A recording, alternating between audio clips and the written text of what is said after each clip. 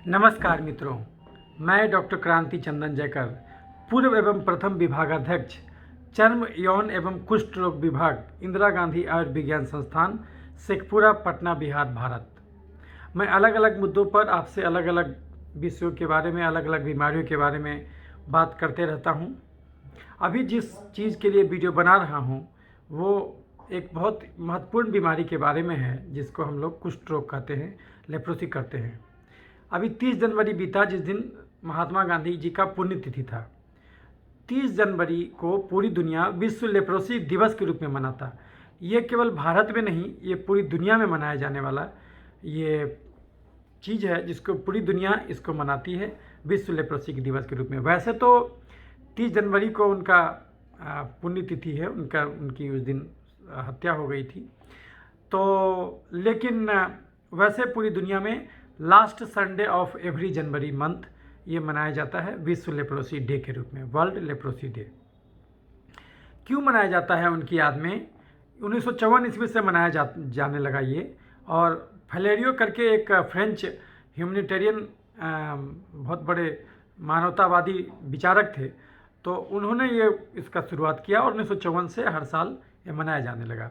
क्योंकि गांधी जी जो है बहुत ज़्यादा काम किए थे लेप्रोसी पर, तो लेप्रोसी के मरीजों के लिए बहुत सारा असालम खोले थे। उनके आश्रम में भी लेप्रोसी का मरीज रहता था, जिसको वो खुद से अपने हाथों से सेवा करते थे। तो इसीलिए क्योंकि उस दौरान लेप्रोसी, जिसको कोढ़ फूटना बोलते हैं, उसको बहुत ही सामाजिक रूप से बहुत तिरस्कृत किया जाता था ऐसे लोगों को। तो इसीलिए इवन डाइवर्स का भी ग्राउंड था ये। अभी भी वो कानून एक है जिसमें कि लेप्रोसी को, अगर किसी को लेप्रोसी है तो सामने वाला उसके चलते डाइवर्स ले सकता है। यानी इतना ज़्यादा स्टिग्मा है इस बीमारी का। तो इसीलिए गांधी जी और बहुत सारे समाज सेवी इस पर बहुत काम किए। तो इसीलिए गांधी जी का जो पर्सनालिटी था वो इंटरनेशनल लेवल का था। इसीलिए उनके जन्मदिन को पूरे दुनिया में विश्व लेप्रोसी दिवस के रूप में मनाया जाता है। और 31 जनवरी इस बार जो अंतिम संडे पड़ता है, वो जनवरी महीने का अंतिम संडे को मनाया जाता है। तो इस बार तो 31 जनवरी को अंतिम संडे था, तो इसलिए मनाया जाता। तो कल मैं कुछ कारण से वीडियो नहीं बना पाया, तो आज मैं ये वीडियो बना रहा हूँ। तो ये लेप्रोसी क्यों होता, क्यों नहीं इसका जड़ से अभी तक इलाज मानव जाति कर पाया? हालांकि कहने के लिए तो लेप्रोसी को इल्यूमिनेशन कर दिया गया है, यानी कि अगर लेस देन 1 पर 10,000 पॉपुलेशन में अगर प्रिवेलेंस कम हो जाए तो उसको हम लोग बोलते हैं कि ये बीमारी अब एलिमिनेट हो गया। तो इसका प्रिवेलेंस ग्लोबली देखिएगा तो लेस देन 1 पर 10,000 पॉपुलेशन अचीव हो चुका है, तो 2005 में ही। इसलिए अब इसको WHO भी उतना ध्यान नहीं दे रहा है। लेकिन हम लोग आए दिन यहाँ पर देखते हैं कि भाई अभी भी बहुत सारा केस लेप्रोसी का मिलता है और उसके चलते डिफॉर्मिटी भी होता है।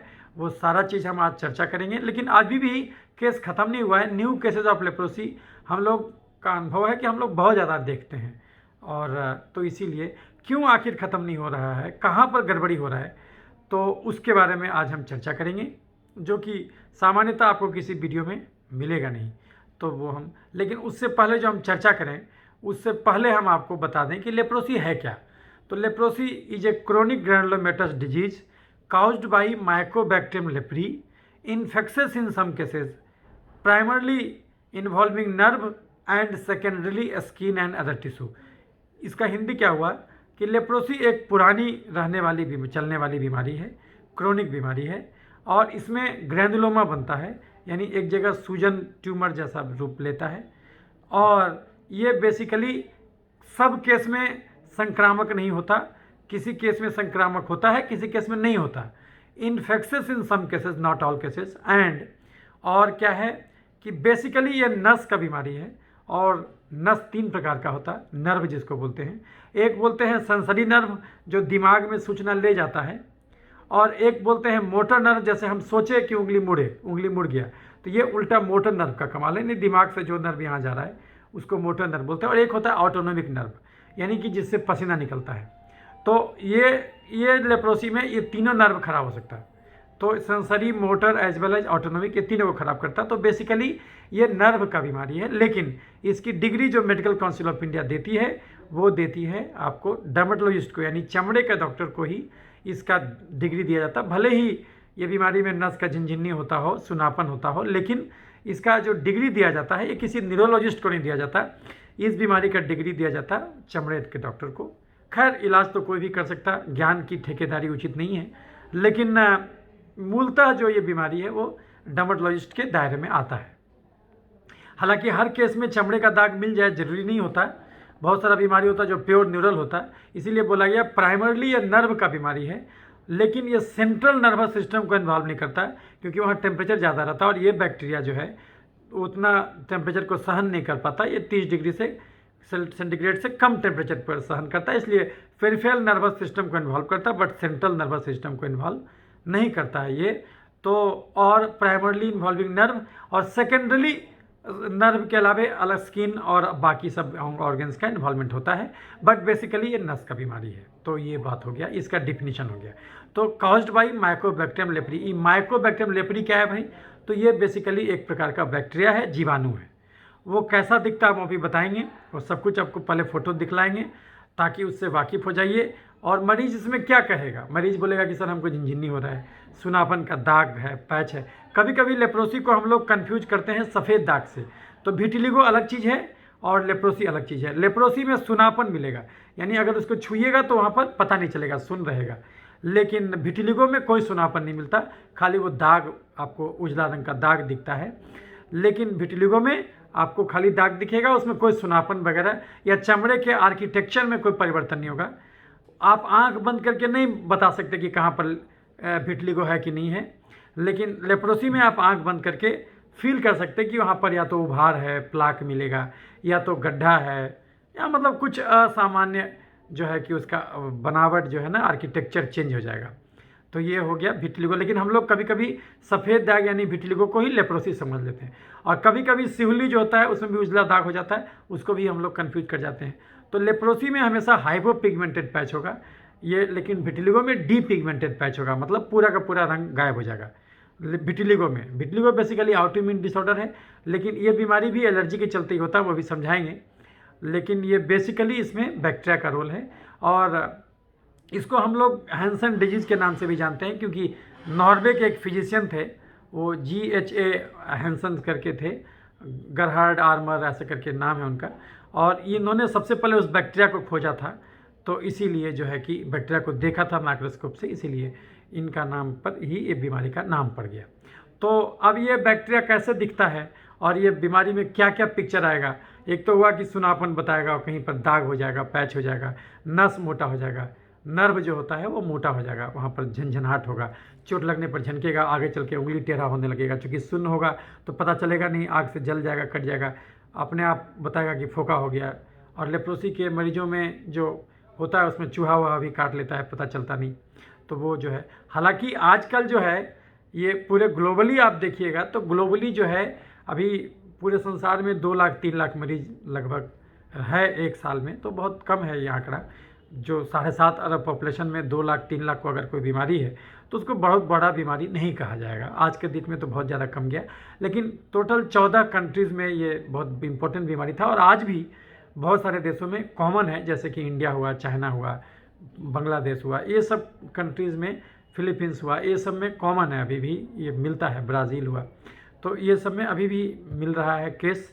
और इंडिया में भी खासकर जो 6 गो स्टेट है, वो बिहार, झारखंड, आपका उड़ीसा, फिर आपका ये छत्तीसगढ़, वेस्ट बंगाल, ये सब स्टेट में अभी भी प्रीवैलेंस ज़्यादा है इसका, जो है कि नेशनल एवरेज 1 से कम हो गया। भारत में भी एलिमिनेट हो गया 2005 से, लेकिन अभी भी बहुत सारा केस अभी भी मिल रहा है, और हम लोग तो रोज़ देख रहे हैं ये केस, इसका रोज़ देख रहे हैं लेप्रोसी में, खासकर बिहार में तो अभी भी बहुत है। तो बाकी जगह भी जहाँ ख़त्म हो गया वहाँ भी केस, अभी भी न्यू केस आ रहा है। आपको ऐसा क्यों हो रहा है ये हमें भी समझाएंगे।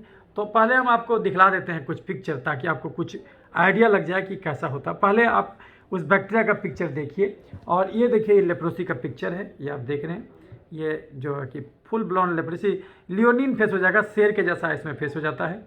तो ये आप देख रहे हैं, तो ये जो है कि, और इसमें देखिए तो अभी किसी का देखिएगा नाक भी धंस जाएगा, बिल्कुल लियोनिन फेस हो जाएगा, बिल्कुल नाक जो है देख रहे कितना धंस गया है। तो आजकल ऐसा पिक्चर नहीं देखने को मिलता, जब पुराने ज़माने में दवा नहीं था तब ये सब देखने को मिलता था। ये सब जो आप देख रहे हैं, तो ये सब जो केस है, और भी आपको दिखाते हैं। ये तो वो आपको हैंसन जो ही वैज्ञानिक थे, यही देखिए बैसलाई को देख रहे हैं, नॉर्वे के वैज्ञानिक थे, इन्हीं के नाम पर ये पड़ा है। तो आपको हम और पिक्चर दिखा दें कि जैसे कि ये आपको ये पिक्चर है, देख रहे हैं लेप्रोसी का पैच है, यहाँ पर बहुत सारा पैच दिख रहा है। तो ये इसी टाइप से लाल पैच होगा, बीच में गड्ढा रहेगा, चारों तरफ उठा रहेगा, उसको पंच्ड आउट लीजन बोलते हैं, तो वो मिलेगा। उंगली कट के गिरने लगेगा, ये सब देख रहे हैं, ये उंगली कट के गिरने लगेगा, तो ये आपको जो है कि चूँकि सुन्न होगा इसलिए पता चलेगा नहीं, तो वो आपको कट के गिरने लगेगा। तो उसके अलावा आप देखिए बहुत सारा पिक्चर आप देख सकते हैं।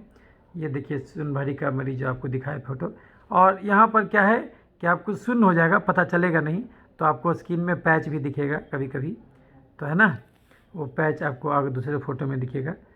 ये आपको बहुत सारा, ये आर्मोडिलोज में ये ऐसे ग्रो करता नहीं है, तो ये आर्मोडिलोज है, इसी में ये बैक्टीरिया ग्रो करता है ना।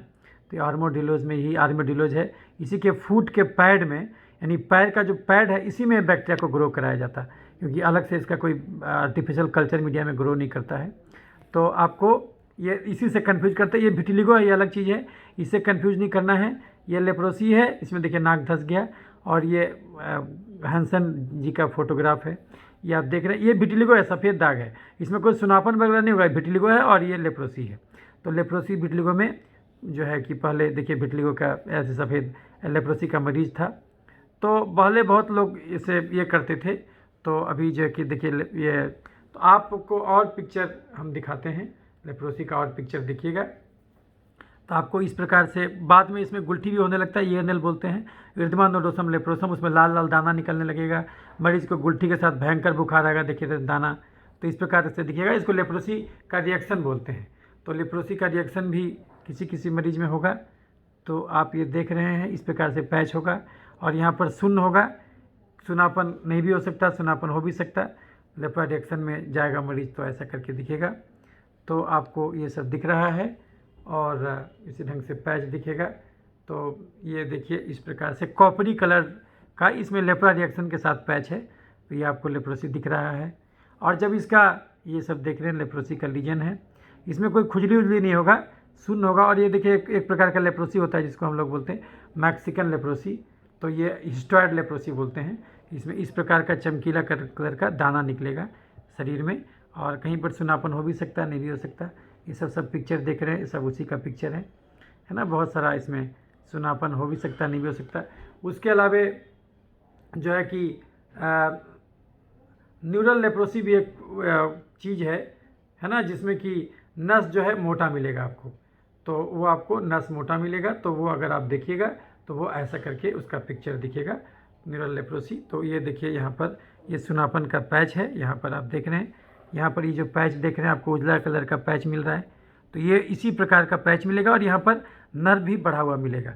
कौन कौन एरियाज़ में लेप्रोसी होता था वो उसका पूरे वर्ल्ड के मैप पर आप फोटोग्राफ देख सकते हैं। तो ये सब जो है कि वही आपका पिक्चर है, और सुन्न हो जाएगा तो पता चलेगा नहीं, इस पर हाथ जो उंगली कट के गिरने लगेगा, तो आपको ये सबसे लोग घृणा भाव से रहता है। देख रहे हैं, ये सब जो है पूरा जो है। तो अब तो बहुत अच्छा एंटीबायोटिक उपलब्ध है। देखिए वर्ल्ड में कहाँ कहाँ किस किस देश में ये होता था, तो इतने बड़े लाल वाला जो एरिया है वहाँ पर प्रिवेलेंस ज़्यादा था, वो आप देख सकते हैं। ठीक है, इसमें भारत भी लाल है, यहाँ पर भारत है, और इधर आपका जो ब्राज़ील हो गया, यहाँ पर ब्राज़ील हो गया, ये इंडिया हो गया, तो ये सब अफ्रीकन कंट्रीज़ में अभी भी लेप्रोसी होता है। तो ये आपको सब पिक्चर वो दिख रहा है ना। और लेप्रोसी में लोग भीख भी मांगते हैं, देखिए इस ढंग से भीख मांग रहे हैं, है ना। हम लोगों में कहावत है, बोला जाता है कोढ़ फूट गया, किसी को गाली देने के रूप में यूज करते हैं कि जाओ तुम्हारा कोढ़ फूट जाए, इस प्रकार से, तो श्राप देना जिसको कहते हैं। तो ये आप देख रहे हैं लेप्रोसी का ये सब फोटोग्राफ देखे, और विटिलिगो का भी देखे, और ये इसमें कैसा दिखेगा पिक्चर आपको बैसलाई, तो वो ऐसा दिखेगा। जब माइक्रोस्कोप में देखिएगा तो लाल लाल करके जो आपको दिख रहा है, ऐसा करके बैसलाई दिखेगा। सबका सब देखिए कितना बैसलाई इसमें है, वो ऐसे करके दिखेगा। उसी ढंग से यहाँ पर बैसलाई गुच्छे में है, देख रहे हैं, बैसलाई यहाँ पर गुच्छा में है, तो वो आपको ऐसा दिखेगा।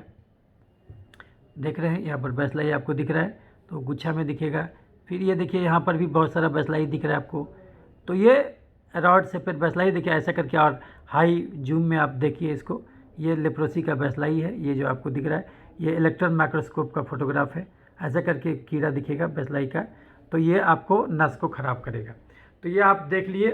अब जो है हम लोग इसके बारे में और चर्चा करते कि क्यों नहीं आखिर ये जा रहा है, इतना होने के बाद भी क्यों नहीं जा रहा, वो आप समझिए। तो देखिए बेसिकली किताब में क्या लिखा हुआ है और अपना अनुभव क्या है वो हम आपको यहाँ शेयर करेंगे। ये लेप्रोसी जड़ से जाता है। लेप्रोसी में बोला जाता है कि किसी को अगर लेप्रा रिएक्शन हो रहा है, ENL खासकर एडिमांडोसम लेप्रोसम कहते हैं, तो बोला जाता है कि तो ज़िंदगी भर दवा चलता है, उसमें मरीज स्टेरॉयड खा खा करके कोसिंग सिंड्रोम में पीड़ित हो जाता है। लेकिन ऐसा कुछ नहीं है, ये बीमारी जड़ से जाता है। तो लेप्रोसी में टाइप्स कितना बोलते हैं, तो टाइप्स इसमें बोलते हैं या तो ट्यूबरकुलर लेप्रोसी होगा या तो फिर क्लिनिको पैथोलॉजिकल इम्यूनोलॉजिकल क्लासिफिकेशन है इसका। तो इसमें एक पोल में जिसमें इम्यूनिटी बहुत ज़्यादा है, बैसलाई कम है, उसको बोलते हैं ट्यूबरकुलाइड। एक पोल वो है जिसमें कि इम्यूनिटी बहुत ज़्यादा कम है और यह बैसलाई बहुत ज़्यादा है, तो उसको हम लोग बोलते हैं लेप्रोमेटस। यानी ट्यूबरकुलाइड और लेप्रोमेटस इन दोनों पोल के बीच में और भी पोल है। तो एक और तो TT हो गया ट्यूबरकुलाइड, उसका बाद हो गया BT बॉर्डरलाइन ट्यूबरकुलाइड, उसका बाद हो गया BB यानी बॉर्डरलाइन, उसका बाद हो गया BL यानी बॉर्डरलाइन लेप्रोमेटस, और उसके बाद हो गया LL यानी लेप्रोमेटस। तो ये जो है TT से लेकर के LL तक जो आप आइएगा तो ये स्पेक्ट्रम है। एक साइड में इम्यूनिटी ज़्यादा रहेगा और बैसलाई कम रहेगा, दूसरे साइड में सेलुलर इम्यूनिटी बिल्कुल कम हो जाएगा और ह्यूमरल इम्यूनिटी बढ़ जाएगा, यानी एंटीबॉडी बढ़ जाएगा, उसमें T सेल कम हो जाएगा और बैसलाई बहुत ज़्यादा बढ़ जाएगा। तो ये दो पोल का लेप्रोसी हुआ। और मज़े की बात यह है कि TT पोल में और LL पोल में दोनों साइड में मरीज़ को लक्षण बहुत कम मिलेगा, उसको लगेगा हमको तो कोई दिक्कत ही नहीं है, लेकिन बीच वाले में उसको दर्द होगा और गुल्टी निकलेगा ज़्यादा मतलब तो ना, जो जिसको TT है यानी कि बहुत ज़्यादा इम्यूनिटी है उसको, वो TT में भी कुछ खास दिक्कत नहीं दिखेगा, हल्का सा पैच दिख सकता है एक आध गो, और इसमें लहर जलन झिनझिनी कुछ नहीं रहता है। लेकिन जो अगर आप LL साइड में आइएगा तो LL साइड में इम्यूनिटी बहुत कम रहता है, लेकिन चूँकि लड़ाई करने के लिए आपके पास इम्यूनिटी उतना नहीं है, इसीलिए बैसलाई को खुला छूट मिलता है, इसलिए कोई लड़ाई झगड़ा आपके शरीर में नहीं छिड़ता है, इसी वजह से आपको लक्षण नहीं मिलता है। तो एक ब्यूटीफाइंग लेप्रोसी बोलते, उसमें क्या होता है कि मरीज जो होता है ना पूरे की तरह और सफ़ेद होने लगता है, पूरा उसका चेहरा और निखार आने लगता है, उसका चमड़ा चमकने लगता है, शाइनी वाइली स्मूथ स्किन होने लगता है, तो बिल्कुल चमकदार चेहरा हो जाएगा, शरीर हो जाएगा, तो लोग बोलेगा ये तो और गोरा हो गया। उसको मैक्सिकन लेप्रोसी बोलते हैं। चूँकि पूरे शरीर में अगर इन्फिल्ट्रेशन हो जाए बैसलाई का तो आपको अलग अलग पैच नहीं दिखेगा, क्योंकि पूरा शरीर है पैच हो गया, तो इसलिए वो भी, तो दोनों पोल में आपको दिक्कत नहीं होता। जो ट्यूबरकुलर पोल है और जो लेप्रोमेटस पोल है, कभी कभी ये दोनों में लक्षण नहीं मिलेगा, लेकिन बीच वाले में लक्षण मिलेगा, यानी बॉर्डरलाइन ट्यूबरकुलाइड और बॉर्डरलाइन लेप्रोमेटस, ये तीनों वाला जो है उसमें मिलता है लक्षण। और एक और वेराइटी होता है इंडियन क्लासिफिकेशन में, उसको हम लोग तो बोलते हैं रिडले जॉपलिंग क्लासिफिकेशन के हिसाब से, और एक इंडियन क्लासिफिकेशन है, इसमें प्योर न्यूरल वेराइटी एक अलग से भी होता है लेप्रोसी। उसमें बाकी चमड़े में कोई लक्षण नहीं मिलेगा, लेकिन मरीज को जो है कि उसमें झुनझुनी मिलेगा, कहीं पर सुनापन मिलेगा, यहाँ पर चुट्टी काटी का बुझाएगा नहीं। आप पिन भी करा दीजिएगा तो उसको दर्द नहीं होगा, क्योंकि वहाँ पर सुन्न है। तो जैसा कि हम आपको बताया 3 प्रकार का नस होता है। एक जो दिमाग से सूचना ले जाता है, जैसे हम आपको कोई छुआ और आपको पता चल गया कि कोई चीज़ छुआ गया है, तो कैसे पता चला? आप आंख बंद भी करके बता दीजिए कैसे पता चला? नस का तार का जाल फैला हुआ है शरीर में, तो अगर ये तार को खराब कर दिया तो क्या होगा? दिमाग में अवास्तविक सूचना जाएगा, यानी कि कोई चींटी नहीं है लेकिन आपको लगेगा कि चींटी रेंग रहा है, इस प्रकार का असामान्य व्यवहार होगा। जैसा अगर हर्पी जोस्टर में हम आपको बताए थे, हर्पी जोस्टर का वीडियो जो हम बनाए उसमें आपको बताया था कि पोस्ट हर्पेटिक न्यूराल्जिया होता है, उसमें भी आपको वो लहर जलन जैसा लगेगा, लेकिन इसमें भी आपको लगेगा कि हाथ पैर में लहर हो रहा है। चींटी कोई जैसे कि कोई तीखा चीज़ छू दिया कैसे लहरेगा, वैसा ही बिना तीखा चीज़ छुए ही लहरने लगेगा, इस प्रकार का।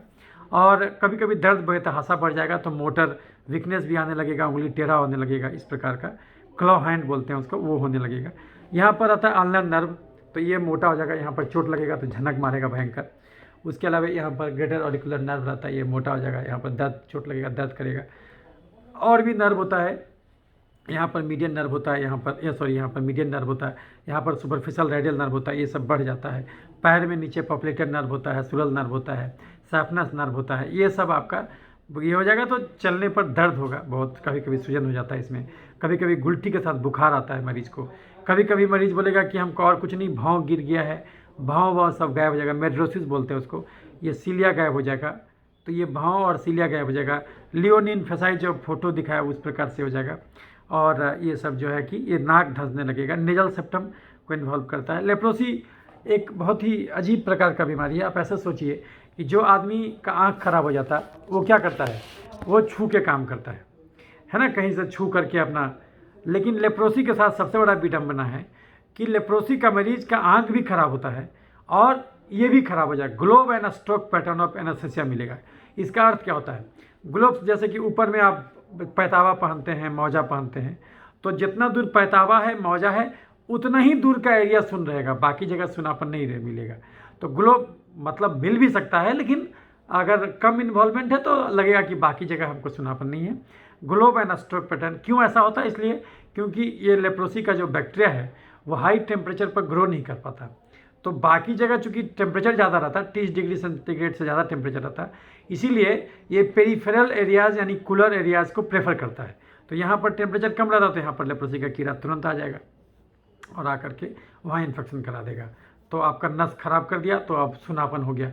तो क्यूटेनियस नर्व जो होता है, चमड़े में नस होता है जो कि दिमाग में सूचना ले जाता है, तो वो सबसे पहले आपको ठंडा गर्म का अनुभूति नहीं पता चलेगा। आप छुइएगा पता नहीं चलेगा कि ठंडा है कि गर्म है। तो उसी प्रकार से, और रात में आप सोइएगा पता चला चूहा काट दिया आपके पैर को, आपको पता नहीं, दर्द नहीं होगा। तो इसी वजह से आपको ये पता चलेगा कि भाई सुन्न है, वहाँ पर झिनझिन्नी है, सुनापन है। तो इस प्रकार का अनुभूति आपको होगा। Globe and stroke pattern of anaesthesia होगा, यानी बाकी जगह सुनापन नहीं भी है तो हाथ और पैर में सुनापन। तो आप सोचिए जो अंधा आदमी है उसका अगर ये टोने वाला शक्ति भी चला जाए, जो छू छू करके पता करता था कि कौन चीज़ है, सोचिए उस आदमी का जीवन कैसा होगा। तो यही चीज़ लेप्रोसी में सबसे बड़ा विडंबना है। तो ये जो हो गया आपको, ये एक बैक्टीरिया होता है, जीवाणु होता है, जो माइक्रोबैक्टीरियम लेप्री कहा जाता है। और इसको कल्चर मीडिया में कोई आदमी ग्रो नहीं कर सकता। ये आर्माडिलोज का जो हम फोटो दिखलाए थे आपको, ये आर्माडिलोज के फूड पैड में ही इसका ग्रो कराया जाता है बैक्टीरिया को, और फिर उसको देखा जाता है। फिर और कोच पोस्टुलेस्ट कहता है कि अगर किसी को कोई बीमारी है तो उसको आपको एक्सट्रैक्ट भी करने आना चाहिए। तो उसको पहले आर्माडिलोज में उसका अगर निकाल करके उसमें डालिएगा, उसका किसी को लेप्रोसी के कीड़ा से, जो लेप्रोसी का पैच है वहाँ से उसका जूस निकालिए और उस जूस को आर्माडिलोज के फूड पैड में डाल दीजिए, देखिएगा वहाँ पर ग्रो कर गया। फिर उसको निकाल के किसी में डालिएगा, देखिएगा उसमें बीमारी पैदा हो गया। इसका कोच पोस्टुलेट बोलते हैं, यानी किसी ऑर्गेनिज्म के चलते बीमारी हो रहा है। कोच ने, रॉबर्ट कोच ने ये थ्योरी दिया था कि पॉजिटिव ऑर्गेनिज्म हमेशा बाहर से होता है। हालांकि ये थ्योरी हम आपको बताएंगे हमारे हिसाब से गलत है, कोच का थ्योरी गलत है, क्योंकि वो बीमारी एक ही लेप्रोसी का कीड़ा अगर सब आदमी में इनोकुलेट कीजिएगा सबको नहीं होगा, कायदे से सबको होना चाहिए था, तो ऐसा तो होता नहीं। क्यों ऐसा नहीं होता, क्योंकि हम वो आपको अभी बताएंगे। तो पहले हम लक्षण बता देना चाहते हैं आपको कि लेप्रोसी का मरीज भांति भांति के ढंग से आपको प्रेजेंट करेगा। कभी सिंपल खाली हाइपोपिगमेंटेड पैच के रूप में आएगा, कभी कभी जहाँ तहाँ दाना के रूप में आएगा, कभी कभी ईयर लेवल में बहुत सारा गुल्ठी निकल जाएगा उसके जैसा आएगा, कभी कभी ये भाव उड़े के रूप में आएगा, नाक धंसे के रूप में आएगा, जो आपको बताया प्योर लेप्रा मरीज का लक्षण, उंगली कटा हुआ आएगा, सुनापन झिनझिन्नी बताएगा, चोट लगने पर झनक होगा। और कभी कभी आपको ये सब कुछ हिस्ट्री नहीं देगा, वो सुनापन ये सब का कुछ हिस्ट्री नहीं देगा, खाली उसको बुखार के साथ गुल्ठी आ जाएगा। उसको हम लोग बोलते हैं इरिथमा नोडोसम लेप्रोसम। और वैसे केस में हम लोग होता क्या कि गुल्ठी के साथ बुखार अगर आता है तो सामान्यतः फिजिशियन उसको एंटीबायोटिक देके ठीक करने का प्रयास करते हैं, लेकिन ये ऐसा बुखार है कि बिना स्टेरॉयड दिए आपका कभी भी बुखार जाएगा नहीं। आप कितनों एंटीबायोटिक दीजिएगा, बुखार कभी जाएगा नहीं। हालांकि फॉल्स पॉजिटिव आपको इसमें VDRL भी फॉल्स पॉजिटिव मिल सकता है और विडाल भी फॉल्स पॉजिटिव मिल सकता है इसमें। और लेकिन वो सब एंटीबायोटिक भी दीजिएगा, सेप्ट्रैक्शन वगैरह, उससे भी इसका बुखार तो कम से कम नहीं जाएगा।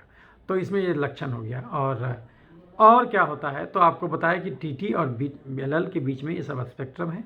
प्योर न्यूरल होगा तो उसमें झिनझिनी बहुत होगा, हल्का सा चोट लगेगा तो झिनझिनी भौंग छनक जाएगा उसको, और सूजन आ जाएगा, और हाथ पैर में सूजन भी आ जाएगा, कई जहाँ तहाँ गुल्टी के साथ बुखार आएगा, आँख लाल हो जाएगा, खोड़ी लाल हो जाएगा, है ना। तो ये सब लक्षण इसमें मिलेगा। तो ये एक तो लेप्रोसी के चलते अलग अलग प्रकार है, और उसके हिसाब से अगर मोर देन 5 पैच है तो आप बोल सकते हैं इसको मल्टीबैचलरी, लेस देन 5 पैच है तो उसको आप बोलिएगा जो है कि पॉसीबैचलरी। पॉसीबैचलरी में 6 महीना दवा चलता है, मल्टीबैचलरी में 12 महीना दवा चलता है। लेकिन ये तो वो है, लेकिन हमारा अलग ही इस बीमारी में शोध है। बाकी आप किताब में जो पढ़िएगा वो हम आपको बता दे रहे हैं, लेकिन ये हम बताएंगे कि हमारा बाकी धारणा से क्यों अलग है। और हमारा मानना है कि मरीज अगर भोजन चेंज नहीं करे तो ये बीमारी जड़ से कभी नहीं जाएगा, जा ही नहीं सकता जड़ से। तो इसीलिए जो है कि आपको ये समझना होगा। तो अब हम आते हैं कि क्यों नहीं जा रहा बीमारी और हम इसको किस एंगल से देखते हैं। अगर किसी को लेप्रोसी हुआ या फिर कोई भी बीमारी हुआ, इतना तो हर आदमी जानता है कि हमारा शरीर हमारे भोजन से बना है। तो हमारे शरीर में कोई भी बीमारी क्यों होगा? क्योंकि भोजन गलत होगा। हर इंसान हर चीज़ नहीं खा सकता, लेकिन हर इंसान हर चीज़ खाना चाहता है। गड़बड़ी यहीं से शुरू हो जाता है। आप खुद सोचिए, एक आदमी जो 8 घंटा कुदाल चलाता हो खेत में और एक वो आदमी जो 8 घंटा खाली बैठ के प्रवचन देता हो, दोनों का खाना बराबर कैसे हो जाएगा? लेकिन अगर हम दोनों को बराबर भोजन देंगे तो दोनों आदमी बीमार पड़ेगा। एक गाड़ी जिसको 3 किलोमीटर चलाना हो, एक गाड़ी जिसको 300 किलोमीटर चलाना हो, क्या दोनों बराबर डीजल भरिएगा? तो जब उस समय बुद्धि खुल जाता, खाने के टाइम में बुद्धि कहाँ जाता? तो ये बीमारी क्यों होता? लेप्रोसी क्यों होता? एलर्जी के चलते। एलर्जी क्यों होता? इंसुलिन बढ़ जाने के चलते। हमारे खून में इंसुलिन क्यों बढ़ जाता? चीनी खा के बैठ जाने के चलते। यानी लेप्रोसी ही नहीं, दुनिया का कोई भी बीमारी हो, जड़ से ठीक करना हो तो एक ही चीज़ बंद करना होगा, वो है चीनी। चीनी खाना छोड़ दीजिए, बीमारी खत्म हो जाएगा। लेकिन कोई भी आदमी चीनी कैसे छोड़ेगा जब तक उसको यही नहीं पता हो कि चीनी है क्या? फिर तो वो चीनी छोड़ के गुड़ खाने लगेगा, जबकि दोनों तो एक ही चीज़ है। किसको कहते हैं चीनी? जो कि हमारे लिए भी जहर हो गया। हालांकि हमको कोई डायबिटीज़ नहीं है, लेकिन फिर भी चीनी हमारे लिए जहर है, क्योंकि हम भी अब 8 घंटा कुदाल नहीं चलाते खेत में, हम भी अब 8 घंटा पीठ पर बोझा नहीं धोते, हम भी अब 8 घंटा नहीं पैदल चल के 2 ही घंटा रोज पैदल चलते, इसलिए हम भी चीनी खाएंगे, गड्ढे में गिरेंगे। किसको कहते चीनी? चावल, आलू, मकई, मैदा, साबूदाना, सेवई में चीनी है स्टार्च, मीठे फल में चीनी है फ्रुक्टोज, दूध में चीनी है लैक्टोज, गुड़, शहद और चीनी में चीनी है सुक्रोज, और ग्लूकोन डी में glucose. Chips, chocolate, ice cream, cold drink, मिठाई, समोसा, पिज्जा, बर्गर, चूड़ा का भुंजा, मूढ़ी का भुंजा, मकई के भुंजा में चीनी, गाजर, चुकंदर, छोहाड़ा, किशमिश, खजूर, देसी मुर्गा, खस्सी के मांस में जबरदस्त चीनी, हॉर्लिक्स, कम्प्लान, बॉर्नवीटा में चीनी, खिचड़ी, खीर, ग्लूकोन डी, पूस का पिट्ठा, कुकर का चावल, सेवई, साबूदाना, मखाना, पानी फल, सिंघाड़ा में चीनी। आप कोई भी चीनी खाइएगा, शरीर के लिए बात बराबर है। तो इसमें से आप जो भी चीनी खाते हैं वो खाना छोड़ दीजिए। तो फिर ये खाना भगवान बनाया क्यों? ये खाना भगवान उस आदमी के लिए बनाया जो 8 घंटा कुदाल चलाता हो खेत में, जो 8 घंटा पीठ पर बोझा ढोता हो, या फिर जो 8 घंटा पैदल चलता हो, ये उस आदमी का खाना है। तो इस खाने में क्या बुराई है? अभी जिस भोजन का हम नाम लिए, ये वो भोजन है जिसमें कार्बोहाइड्रेट मोर देन 80% है। शरीर में कार्बोहाइड्रेट का एक ही काम है, एक्टिविटी। और ये खाली आपके एक्टिविटी के लिए नहीं, ये संसार में हर जीव एक्टिविटी के लिए कार्बोहाइड्रेट को ही प्रेफर करता है। तो कार्बोहाइड्रेट का काम है एक्टिविटी, प्रोटीन का काम है इम्यूनिटी, स्ट्रेंथ देना शरीर को, फैट का काम है दिमाग और नस मजबूत करना, फाइबर का काम है आंत मजबूत करना। ये चारों खाने का काम अलग अलग है। तो अगर आपकी एक्टिविटी कम है तो ऐसा भोजन कीजिए जिसमें कार्बोहाइड्रेट कम हो, प्रोटीन ज़्यादा हो। तो बंद कर दीजिए चीनी, चावल, आलू, खस्सी का मांस, मीठा फल, दूध, मैदा।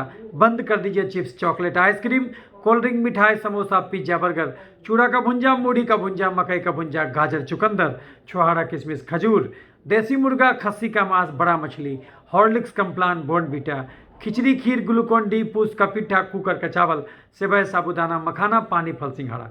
इसमें से आप जो भी चीज़ खाते हैं वो खाना छोड़ दीजिए। 1 चम्मच चीनी खाना बुरा नहीं है, भगवान तो खाने के लिए बनाया, लेकिन धर्म सिखाता मेहनत का फल मीठा होता। यानी अगर 1 चम्मच चीनी खाना चाहते हैं तो आपको 600 कदम चलना भी होगा। 1 चम्मच चीनी 600 कदम, 1 आलू 3200 कदम, 1 सेव 2500 कदम, 1 आम 3000 कदम, आधा किलो दूध 10 किलोमीटर चलने कहता।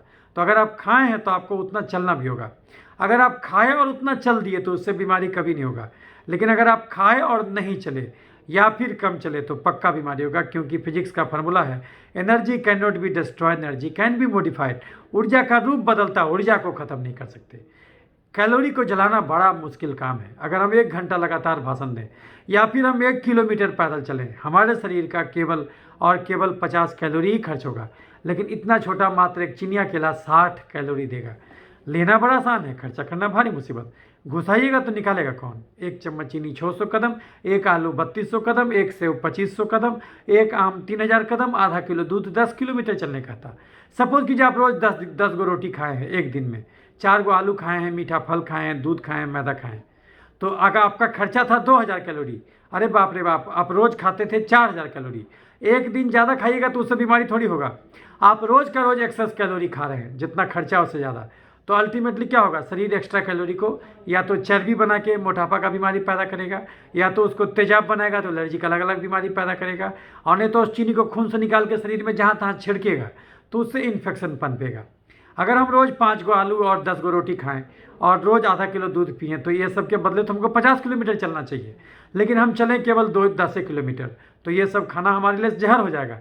शरीर एक्स्ट्रा चीनी को चर्बी बना के अगर तोंद में जमा कर दिया, कोई बात नहीं, दर्जी कपड़ा का घेरा बढ़ा के हमारे तोंद को ढक देगा। हमारा तोंद यहाँ भी चल जाए उससे क्या हर्जा, कोई हर्जा नहीं। हम चलेंगे तो तोंद डगमगा के चलेगा, लेकिन तोंद निकलने से कोई खास हर्जा नहीं होता। हमारा जांग इतना मोटा हो जाए, बाँह इतना मोटा हो जाए, गाल इतना फूल जाए, उससे क्या हर्जा, कोई हर्जा नहीं। किसी किसी को देखिएगा आँख के पास चर्बी जमा हो जाता है, उसको जैंथैलेस्मा कहते, उससे भी कोई हर्जा नहीं होता। लेकिन चर्बी अगर तोंद में नहीं जमा होकर खून की नली में जमा हो जाए तब तो हम लेनी का देनी में पड़ जाएंगे। जो खून का नली इतना चौड़ा था अब वो संकीर्ण हो जाएगा। हार्ट बेचारे को संकीर्ण नली से खून भेजना होगा तो ब्लड का प्रेशर बढ़ेगा, उसको बोलते हैं बीपी का बीमारी। चर्बी अगर हार्ट की नली में जमा हो जाए तो हार्ट अटैक या धड़कन का बीमारी, सीढ़ी चढ़िएगा हाँफने लगेगा। दिमाग के नली में चर्बी जमा हो जाए तो लकवा मार देगा। ओवरऑल चर्बी जमा हो जाए तो बेचैनी, घबराहट, अधकपारी दर्द, मिर्गी, पागलपन। चर्बी यहाँ जमा हो जाए तो थायराइड का बीमारी। लैरिंग्स में चर्बी जमा हो जाए तो खराटा शुरू हो जाएगा, सोए सोए दम फूलेगा। लीवर में चर्बी जमा हो जाए तो फैटी लीवर, कब्ज, गैस, बवासीर, पथरी। पैनक्रियाज के बीटा सेल में चर्बी जमा हो जाए तो डायबिटीज। महिलाओं में ओवरी के पास चर्बी जमा हो जाए तो मानसिक गड़बड़ी, दांत का समस्या, छाती का गिल्टी, बच्चा ठहरने में दिक्कत, पीसीओडी। पुरुषों में प्रोस्टेट के पास चर्बी जमा हो जाए तो प्रोस्टेट का साइज बढ़ेगा, मूत्रनली पर दबाव पड़ेगा, पेशाब खुलासा नहीं होगा, बार बार यूटीआई। किसी नस में चर्बी जमा हो जाए तो नस का झिनझिनी। यानी शरीर रूपी घर में एक्स्ट्रा चीनी खा के अगर हम चर्बी रूपी कचरा जमा कर देंगे तो शरीर का हर अंग त्राही माम करने लगेगा, उसका वर्किंग एफिशिएंसी घट जाएगा। ये मोबाइल में 4 GB रैम था, हम रोज़ वीडियो डाउनलोड करें तो क्या होगा, ये हैंग करने लगेगा। जो है कि किसी रूम, जिस रूम में महिला खाना बनाती है उस रूम में अगर 20 आदमी खड़ा हो जाए तो उससे खाना नहीं बनेगा। वो क्या बोलेगी, वो बोलेगी रूम खाली करो, हमको आके एकांत में खाना बनाने दो। तो जैसे उनको एकांत चाहिए उसी ढंग से हमारे शरीर के हर अंग को एकांत चाहिए। लेकिन अगर हमारा खर्चा 2000 कैलोरी है, हम रोज़ 4000 कैलोरी खाएंगे तो क्या करेगा, एक्स्ट्रा 2000 कैलोरी शरीर में या तो चर्बी के रूप में जमा होगा या तो तेजाब के रूप में जमा होगा, या तो जहाँ तहाँ छिड़का जाएगा। चर्बी के रूप में जमा होने से क्या क्या बीमारी हमको पकड़ेगा, हमको ब्लड प्रेशर का बीमारी पकड़ेगा, हमको डायबिटीज़ का बीमारी पकड़ेगा, हमको थायराइड का बीमारी पकड़ेगा, हमको फैटी लीवर, कब्ज, गैस, बवासीर, पथरी का बीमारी पकड़ेगा, हमको पीसीओडी पकड़ेगा यानी मासिक गड़बड़ी, दांत का समस्या पकड़ेगा, और हमको पुरुषों में प्रोस्टेट का गड़बड़ी पकड़ेगा, और हार्ट अटैक और लकवा पकड़ेगा, सारा मानसिक रोग पकड़ेगा, बेचैनी घबराहट शुरू हो जाएगा, और हमको हार्ट अटैक और लकवा पकड़ेगा, और लीवर और किडनी फेल होगा। तो चर्बी जमने से होगा। शरीर एक्स्ट्रा चीनी को खाली चर्बी नहीं, तेजाब भी बनाता, वो तेजाब अलग ढंग से डैमेज करेगा। तो चर्बी जमा होने से नस को भी दबाया, उसकी वजह से झिनझिनी भी हुआ, और शरीर उसको तेजाब भी बनाता, तेजाब अलग ढंग से डैमेज करेगा। सांस की नली में अगर तेजाब गया तो क्या होगा, टॉन्सिलाइटिस, साइनोसाइटिस, दमा, खांसी, निमोनिया करा देगा। जोड़ में अगर तेजाब गया तो जोड़ को गलाएगा तो क्या होगा, गठिया करा देगा, अर्थराइटिस। चमड़े में अगर तेजाब जाएगा तो एक्जिमा, सोरियासिस, सफ़ेद दाग, चुरपीती, छाही, पिंपल करा देगा। दिमाग में तेजाब जाएगा तो मिर्गी, पागलपन करा देगा। लीवर में तेजाब जाएगा तो जॉन्डिस करा देगा। आप रोज़ कुकर का चावल, आलू का सब्जी, मीठा फल और दूध मैदा खाते थे तो ये सब में तो भयंकर कार्बोहाइड्रेट है और ये सब में बहुत ज़्यादा कैलोरी है। तो ये अगर ये सब खाइएगा तब तो आपको रोज़ 50 किलोमीटर चलना होगा, तब तो कोई बीमारी नहीं होगा। ये सब खाइएगा तो भी बीमारी नहीं होगा। लेकिन अगर ये सब खा के आप 10 किलोमीटर चलिएगा तब तो पक्का बीमारी होगा, क्योंकि आपका खर्चा था 2000 कैलोरी, आप ले लिए हैं 4000 कैलोरी रोज़ और 1 साल तक ऐसे खाए हैं, बीमारी तो हो जाएगा।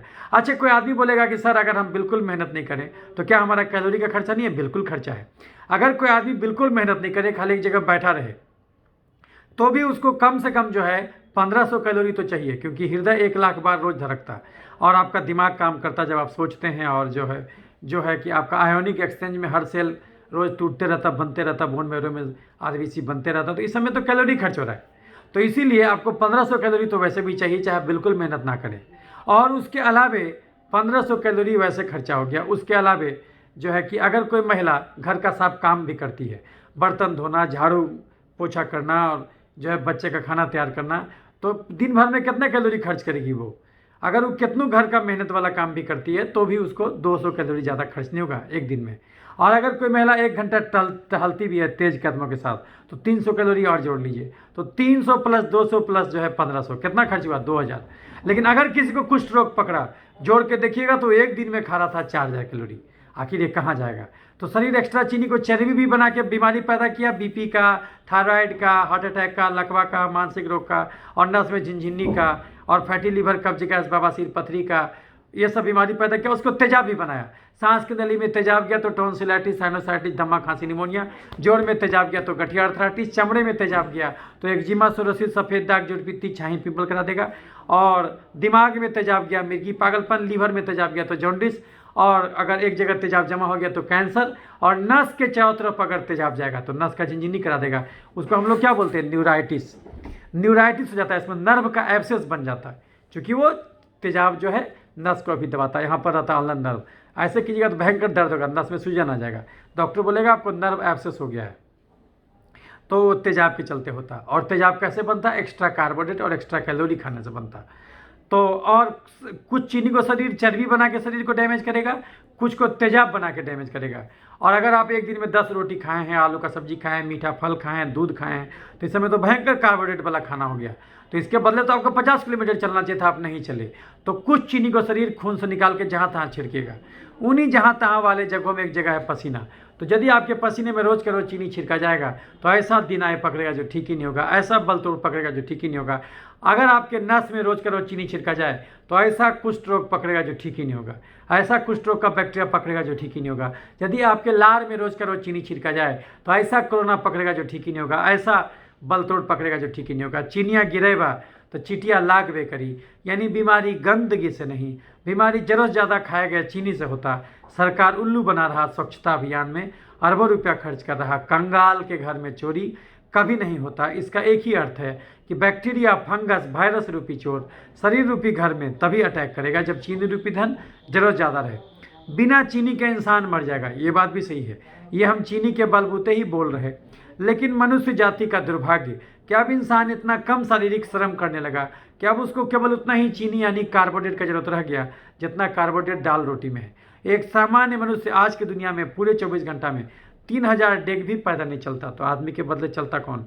Tempo, taker, motorcycle, Bolero, jeep. ये समस्या अब गाँव में भी आ गया क्योंकि सरकार खुले में शौच रोक दिया। तो कम से कम टॉयलेट के नाम पर चला करता था, वो कहानी भी खत्म हो गया। तो अगर आप बिल्कुल ही कर्म कोढ़ी हो जाइएगा तो ये चीनी आपके लिए जहर हो जाएगा। चाहे वो आलू का चीनी हो, कि दूध का चीनी हो, कि मैदा का चीनी हो, कि खस्सी के मांस का चीनी हो ग्लाइकोजन, कि दूध का चीनी हो लैक्टोज, की संतरा का चीनी हो फ्रुक्टोज, अंदर जाके सावधान 22 पसेरी।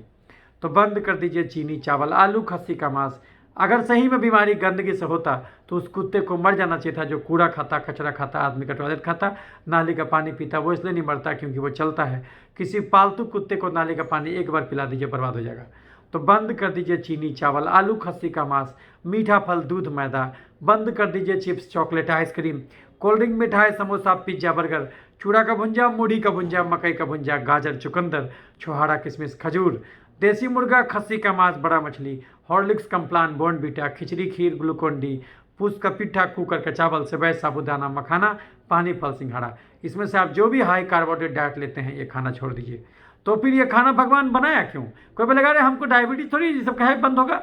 नहीं, ये डायबिटीज में नहीं, ये हर बीमारी में बंद होता है। याद रखिए, बीमारियां भले अनंत हो, स्वास्थ्य तो एक ही है।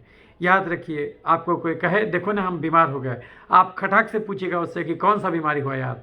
लेकिन अगर आपको कोई कहता है देखो ना यार हम स्वस्थ हैं, तो आप ये कभी नहीं पूछते कौन सा स्वस्थ हैं। याद रखिए, बीमारियां भले अनंत हो, स्वास्थ्य तो एक ही है। तो अगर हम स्वास्थ्य रूपी केंद्र बिंदु का रोशनी आपको दिखा दें तो स्वास्थ्य से भटक के आप किसी भी बीमारी की दिशा में गए होंगे, पुनः स्वास्थ्य तक लौटाना आसान हो जाएगा। जिन राहों पर चल के स्वास्थ्य से बीमारी तक पहुंचे थे उसका उल्टा चल पड़िए, पुनः स्वास्थ्य का दर्शन हो जाएगा।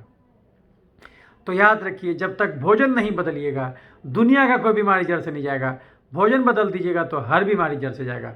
और दुनिया में अलग से चर्म रोग नहीं होता, चमड़ा का बीमारी हर हाल में अंदर की गड़बड़ी का ही बाहरी रूप होता। एक बर्फ का टुकड़ा जब समुद्र में तैरता है तो पानी के सतह के ऊपर बहुत कम पोर्शन रहता, उसका ज़्यादातर पोर्शन पानी के सतह के नीचे रहता। यानी जो पोर्शन बाहर में दिखता है वो तो बहुत थोड़ा पोर्शन है। उसको अंग्रेजी में हम लोग बोलते हैं tip of the iceberg. Leprosy या फिर कोई भी बीमारी टिप ऑफ द आइसबर्ग होता। बाहर में जो दिखता है वो तो बहुत थोड़ा पोर्शन दिखता है, उससे कई गुना ज़्यादा बीमारी अंदर होगा। अगर आप पूरा जांच करा दिया जाए तो दंग रह जाइएगा। जिसको आप खाली कोढ़ी का बीमारी समझ रहे थे, अंदर में 10 बीमारी पैदा हुआ। और लेकिन चूंकि डॉक्टर पूरा जांच नहीं कराता, इसलिए वो खाली चमड़े का जांच कराता और स्लिट स्किन स्मीयर एफ भी वो कराता, एसिड फास्ट बैसलाई। लेकिन खाली चमड़े से जांच से नहीं होगा, पूरा जांच कराना होगा। तो उसमें देखिएगा कम से कम 4 से 5 मेजर गड़बड़ी अलग से भी निकल गया। आपको तो लग रहा था कि आपको खाली चमड़े का लेप्रोसी है, लेकिन जब जांच कराए तो दंग रह गए, दांतों तले उंगली दबाना पड़ गया, इतना गड़बड़ी और भी निकला। क्योंकि दुनिया में अलग से चर्म रोग होता ही नहीं। क्योंकि आप जो ज़्यादा चीनी खाए हैं तो उससे खाली चर्बी थोड़ी बना होगा, उससे तेजाब भी बना होगा, उससे जहाँ तहाँ छिड़का गया होगा, तो उसके चलते लेप्रोसी धर लिया। अगर हम चीनी नहीं खाएंगे तो 1 किलो लेप्रोसी का कीड़ा खा लेंगे, कुछ नहीं होगा। और अगर हम चीनी नहीं खाएंगे तो किसी से बिना छुए भी हमको पकड़ लेगा। क्योंकि ये नोजोकोमियल इन्फेक्शन से फैलता है, यानी जो आप जो छींकते हैं उससे जो है कि लेप्रोसी का कीड़ा एक से दूसरे को फैलता है। वैसे तो इसका इंक्यूबेशन पीरियड लंबा है, लेकिन बेसिकली इंक्यूबेशन पीरियड नहीं। अब जो हमारे थ्योरी से आपको समझ में आ गया कि यदि चीनी गिराएगा तो चीटी लगेगा, चीनी खाइएगा तभी होगा, अदरवाइज नहीं होगा। तो क्यों नहीं ख़त्म कर पाया दुनिया, और कभी ख़त्म नहीं कर पाएगा?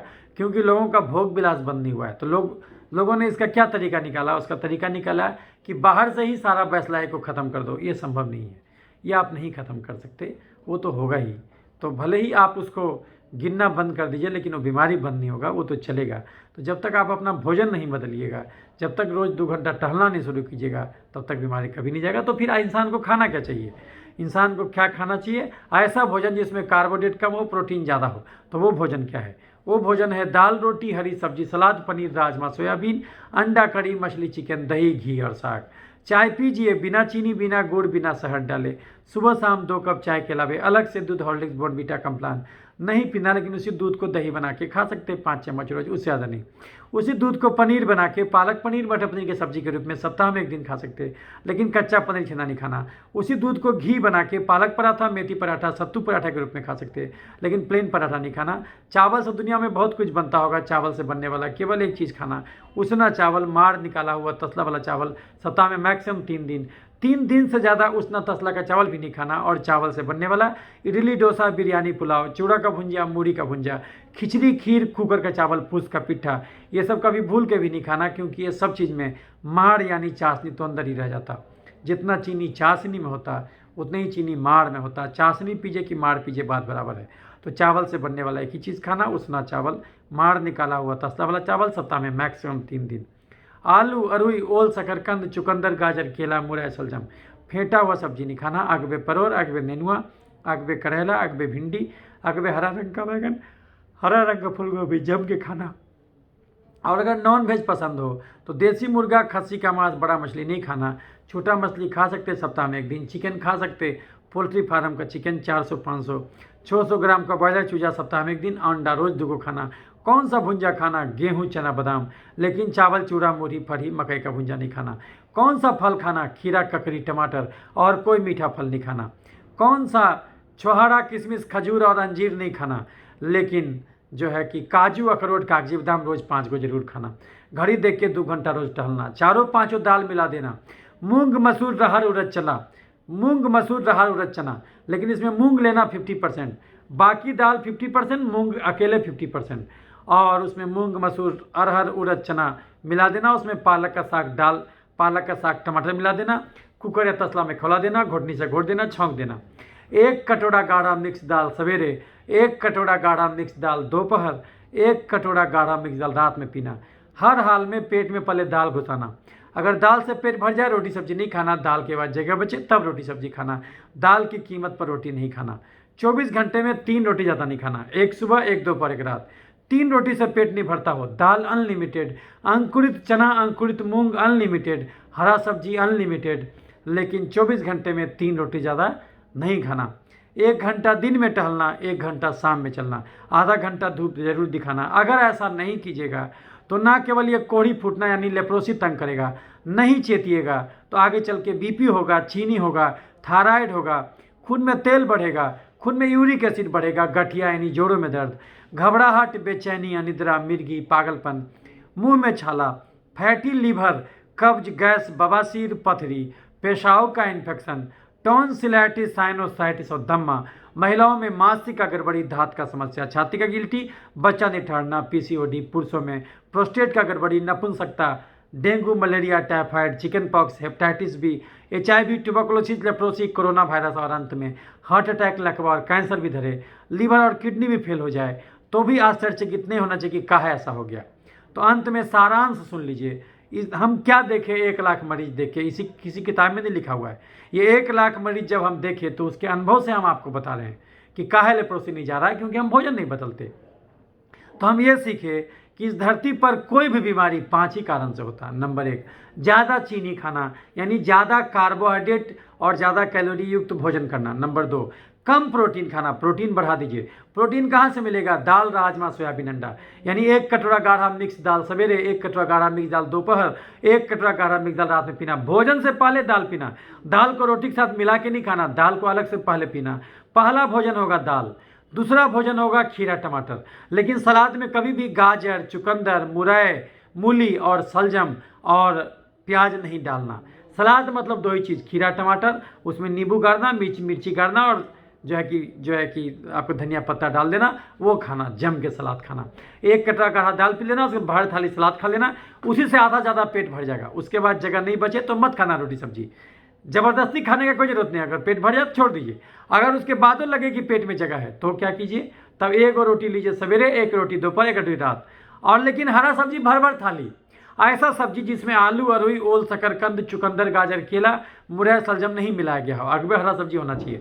और भर भर थाली खाइए। पता चला 1 किलो परवल अकेले खा गए, 1 किलो परवल अकेले खा गए, 1 किलो भिंडी अकेले खा गए, 1 किलो छिम्मी अकेले खा गए, 1 किलो सीम अकेले खा गए, वो जम के लीजिए। लेकिन रोटी 24 घंटे में 3 ही, 1 सुबह, 1 दोपहर, 1 रात। और दाल अनलिमिटेड, 1 छिपली दही जरूर खाइए, सुधा का या अमूल का, जो इतना बड़ा 10 रुपये का दही आता, वो उतना जरूर खाइए, बिना चीनी, बिना गुड़, बिना शहद डाले, उससे ज़्यादा नहीं खाइए। दाल जम के पीजिए, हरा सब्जी जम के खाइए, घड़ी देख के 2 घंटा रोज टहलिए, आधा घंटा चमड़े को धूप जरूर दिखाइए। अगर ऐसा नहीं कीजिएगा तो ना केवल ये चमड़े का बीमारी, बल्कि अभी जितने बीमारी का नाम गिना है वो सब भी शुरू हो जाएगा। इसलिए 2-3 चीज़ गांठ बांध लीजिए कि अगर आपको लेप्रोसी है और सालों साल आप दवा खा रहे हैं, डॉक्टर उसको लेप्रोसी का रिएक्शन है, इदमा नोडोसम लेप्रोसम है, ENL है, या टाइप 1 लेप्रा रिएक्शन है। टाइप 1 लेप्रा रिएक्शन में क्या होगा? ओरिजिनल पैच अचानक लाल हो जाएगा, उसमें सूजन आ जाएगा। और ENL में क्या होगा? वो पैच में कोई अंतर नहीं आएगा, जहाँ तहाँ नया नया गुलटी के साथ बुखार आ जाएगा। उसमें हो जाता है multiple tender erythematous nodular lesion that comes with crops, अचानक आ जाएगा और बुखार के साथ आएगा, आंखों का जोड़ों में दर्द होगा। जितना भी आइटिस आप जानते हैं सारा आइटिस हो जाएगा, जैसे ग्लोमेरुलोनेफ्राइटिस, इस बीमारी में किडनी भी फेल होता है। लेप्रोसी में कोई मरता नहीं, लेकिन लेप्रोसी का एक कंडीशन है lepra reaction, type 2 lepra reaction, उसमें मरीज मरता है क्योंकि उसमें किडनी फेल हो जाता है, इम्यून कम्प्लेक्स जो है कि डैमेज हो जाता है। टाइप 3 एलर्जिक रिएक्शन है। Type 2 lepra reaction is a type of type 3 allergic reaction, और टाइप जो है कि 1 lepra reaction is a type of type 4 allergic reaction. यानी जोड़ हमेशा 5 रहेगा निमोनिक के रूप में, आप जान सकते। तो आप जो ये बीमारी आपको क्यों हुआ है? क्योंकि जो है कि आप जम के हाई कार्बोहाइड्रेट डाइट लिए हैं और मेहनत नहीं किए हैं। इसलिए इसको बोला भी जाता है कोढ़ी फूटना। कोढ़ी क्यों कब फूटेगा? जब आदमी मेहनत कम करेगा। हम लोग बोलते हैं यार कोढ़िया काम क्यों नहीं करता, हम लोग ऐसे जो है कि लोक भाषा का शब्द है, हम लोग ऐसे यूज करते। हालांकि डेरोगेटरी रिमार्क होता है, ये अपमानजनक शब्द होता है, लेकिन हम लोग ऐसा बोलते हैं। लेकिन बिल्कुल सही बोलते, जो आदमी बिल्कुल मेहनत नहीं करता और जम के खाता तो उसको बीमारी हो जाता है। चीनी गिराइएगा तो भी चीटी लगेगा। आप चीनी नहीं खाइएगा तो वातावरण का बैक्टीरिया आपके घर में खाना बनाएगा, जो कि आपके शरीर में एक्स्ट्रा है।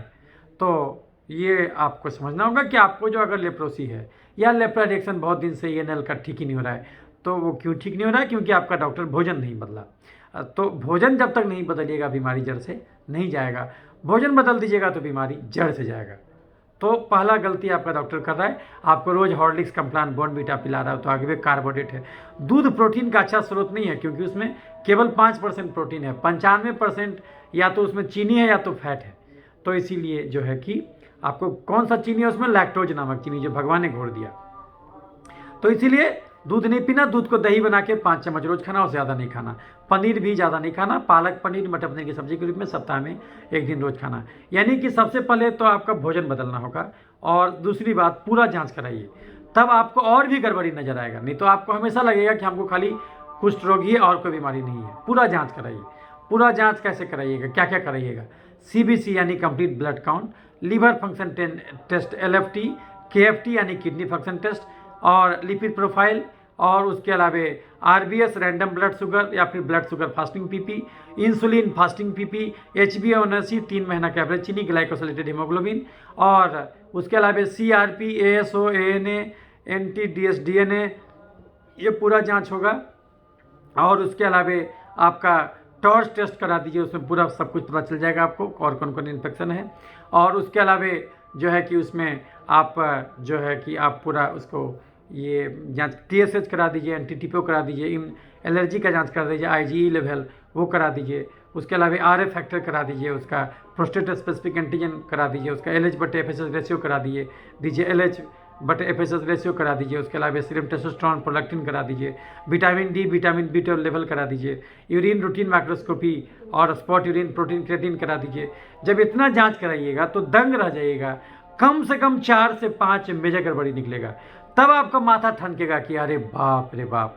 बिडाल टेस्ट करा दीजिए, उसका मलेरिया टेस्ट करा दीजिए, उसका PKDL का जांच करा दीजिए। आपका चूँकि PKDL से भी डिफरेंशियल डायग्नोसिस होता है, RK39 का जांच होता है।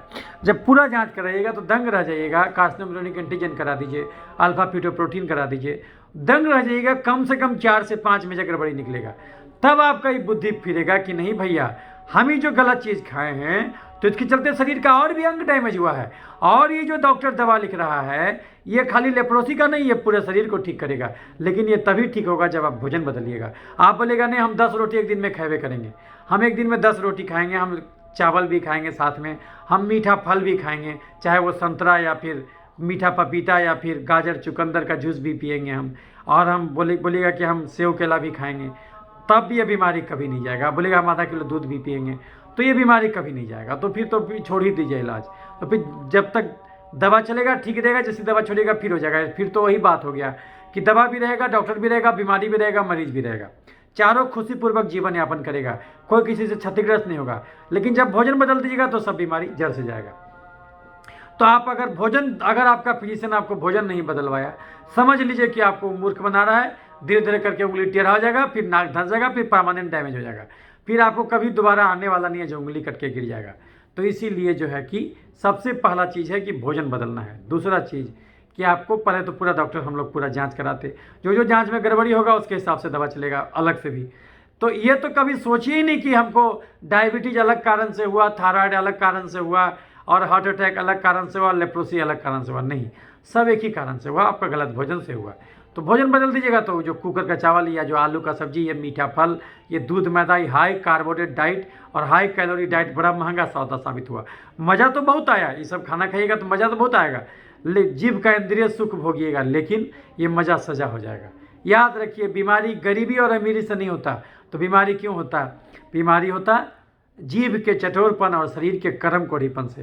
तो आप गरीब हैं तो जीभ के चटोर क्यों हैं भाई? आप शरीर के कर्म कोढ़ी क्यों हैं?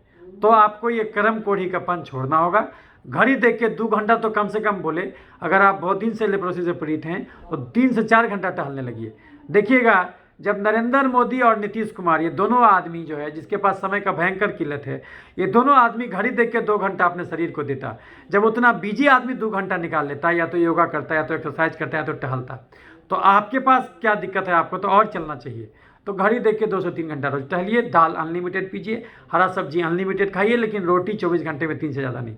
चावल सप्ताह में 3 दिन खा सकते हैं, उसना चावल मार निकाला हुआ तसला वाला चावल सप्ताह में 3 दिन।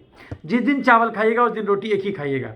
पेट नहीं भरा तो दाल अनलिमिटेड, अंकुरित चना अंकुरित मूंग अनलिमिटेड, हरा सब्जी अनलिमिटेड, खीरा टमाटर अनलिमिटेड, अंडा 2 रोज। अगर अंडा पसंद नहीं है उसके जगह पर सोयाबीन का बड़ी 15 पीस रोज। जो भी हरा सब्जी बनाते हैं उसमें 15 से 20 पीस सोयाबीन का बड़ी भी डाल दीजिए, वो भी साथ में खा लीजिए।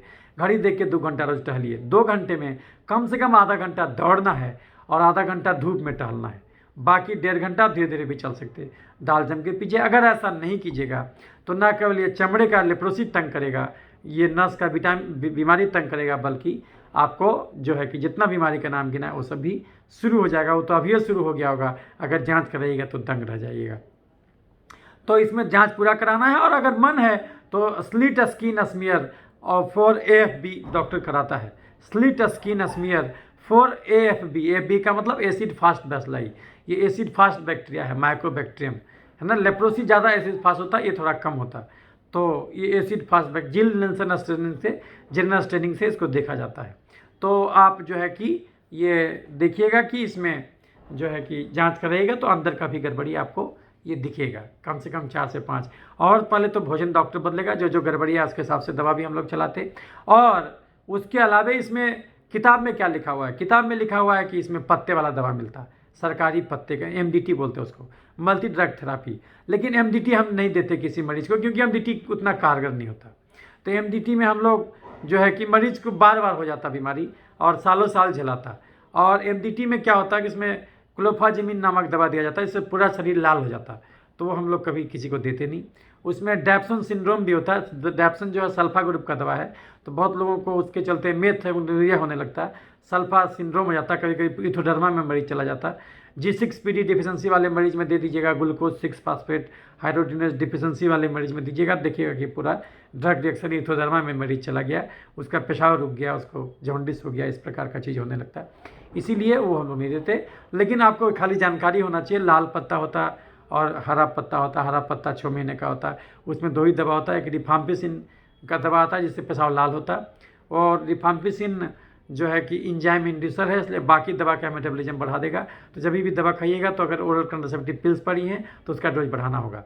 और जो रिफाम्पिसिन से कभी फ्लू लाइक सिंड्रोम भी होता है, कभी कभी लेने के बाद आपको दर्द रहने लगेगा, आपको बुखार फ्लू जैसा होने लगेगा, तो उसके लिए घबराना नहीं है। वैसे केस में रिफाम्पिसिन नहीं चलाइएगा। रिफाम्पिसिन महीने में 1 बार चलाया जाता है, और जहाँ भी पत्ता मिलेगा आपको वो आपका आंखों के सामने खिला देगा और रिफाम्पिसिन खिला देगा। और जो है कि बाकी दिन आपको एक गोली डैप्सून खाने देगा, वो हरा पत्ता में। लेकिन आपको यदि लाल पत्ता मिलेगा तो उसमें क्या मिलेगा, रिफाम्पिसिन तो देगा पहला दिन 1 कैप्सूल, सब महीने में 1 बार 600 मिलीग्राम खाली पेट में खाने बोलेगा। उससे पेशाब लाल होगा, इसलिए आपको अगले दिन डरिएगा नहीं कि हमको पेशाब से खून आ रहा है, उससे पेशाब लाल होता है, खाली पेट में खाना पड़ता है 600 मिलीग्राम। अगर टीबी में देखिएगा तो 450 मिलीग्राम डेली चलता है, लेकिन लेप्रोसी में इसका डोज है 600 मिलीग्राम 1 बार, महीने में 1 बार। लेकिन हम उसको सप्ताह में 1 बार देते, किताब में लिखा हुआ महीने में 1 बार, हम उसको सब, क्योंकि वही सबसे इम्पोर्टेंट दवा है। और जो है कि उसको महीने में 1 बार देगा और अपने आंखों के सामने खिलाएगा। और जो MB पैक है, यानी पॉसी मल्टी बेसलरी पैक है, जो लाल रंग का होता है, जो कि आपको फ्री में मिलता है, तो उसमें देखिएगा कि उसमें क्लोफाजिमिन भी 300 मिलीग्राम खिला देगा। यानी क्लोफाजिमिन का लाल रंग का कैप्सूल होगा, वो उसको जो है कि 100 मिलीग्राम का 3 कैप्सूल भी अपने आंखों के सामने खिला देगा, और एक रिफाम्पिसिन खिला देगा। इतना खिला के तब आपको पत्ता देगा कि बाकी रोज़ खाने के लिए क्या देगा, 50 मिलीग्राम का क्लोफाजिमिन और 100 मिलीग्राम का डैप्सून। वो बोलेगा रोज़ खाते जाइए, तो पत्ता दे देगा, फिर पत्ता जमा कीजिएगा, पुराना नया पत्ता देगा। लेकिन प्रैक्टिकली इससे बीमारी नहीं जाता। कभी कभी प्रेडिनिसोलोन भी इसमें फ्री में देता है, लेकिन ये सब दवा हम लोग नहीं लिखते। हम लोग अल्टरनेटिव ड्रग्स चलाते हैं जो कि बहुत ही यूजफुल है। हम लोग इसमें क्लेरिथ्रोमाइसिन चलाते हैं, हम लोग इसमें ओफ्लॉक्सासिन चलाते हैं, हम लोग इसमें मोक्सिफ्लॉक्सासिन चलाते हैं, और कभी कभी बीमारी ज़्यादा रहता है सेफ्रोक्सिम चलाते हैं, या फिर लेनाजुलिड चलाते हैं। सब बिल्कुल अच्छे से रिस्पॉन्स करता है। जो रिफाम्पिसिन नहीं खाना चाहता उसमें भी हम लोग ये सब तीनों दवा से हम लोग ठीक करते हैं। मरीज़ का भोजन चेंज कर देते हैं। अगर उसको लेपाइड भी है, उसका सी रिएक्टिव प्रोटीन बढ़ा हुआ है, तो वैसे केस में गुल्टी भी निकल रहा है, बुखार भी आ रहा है, तो वैसे केस में उसमें स्टेरॉइड भी शुरू करते हैं।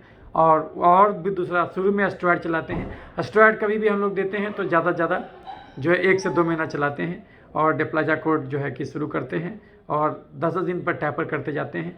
2 से 3 महीना में स्टेरॉइड बंद कर देते हैं, या फिर किसी किसी को तो कम रहा तो 20 दिन में ही बंद कर देते हैं। साथ में हम लोग अदर इम्यूनोसप्रेसिव ड्रग्स भी देते हैं, जैसे कि आपका हो गया आपका हाइड्रोक्सीक्लोरोक्विन 200 मिलीग्राम 1 गोली सुबह शाम, फेक्सोफेनाडिन 1 गोली सुबह शाम, और उसके अलावा हम लोग साइक्लोस्पोरिन भी देते हैं, इसमें 100 मिलीग्राम सुबह शाम। उसके अलावा मिथोट्रिक्सेट भी चलाते हैं 20 मिलीग्राम वीकली। उसके अलावा एजाथ्रोपिन भी चलाते हैं 100 मिलीग्राम रोज़। तो इस प्रकार से दवा चलाते हैं, और स्टेरॉइड कोशिश करते हैं 1 से 2 महीने में बंद कर दें, ये सब चलाते हैं। झिनझिनी अगर होता है तो इसमें गाबापेंटिन या प्रीगाबालिन का दवा चलाते हैं, साथ में मिथाइलकोबालामिन भी देते हैं। मरीज को बोलते हैं डाइट जम के चेंज करो, और रोज़ टहलवाते हैं, तो देखते हैं उसका ये सब बीमारी 3 से 4-5 महीने में हम लोग ठीक कर देते हैं, फिर दवा बंद कर देते हैं। जबकि ऐसे क्या करता है डॉक्टर जानबूझ के झेलाता है, और कभी कभी तो स्टेरॉइड इतना न खिला देता है उसको, प्रैक्टिकली स्टेरॉइड डिपेंडेंट इर्थमा नोडोसम लेप्रोसम बन जाता है, ENL इसको शॉर्ट में बोलते हैं, जिसमें कि थैलिडोमाइड भी दिया जाता है। थैलिडोमाइड भी एक दवा है जो कि गर्भावस्था में नहीं देना चाहिए, क्योंकि उससे फैकोमिलिया नामक बीमारी होता है और हाथ कटा हुआ बच्चा पैदा होता है, क्योंकि वो आपको टेराटोजेनिक ड्रग है। वो ऐसा दवा जो कि अगर गर्भावस्था में खासकर पहला 4 महीना के अंदर अगर खिला दीजिएगा तो बच्चा खराब पैदा होगा।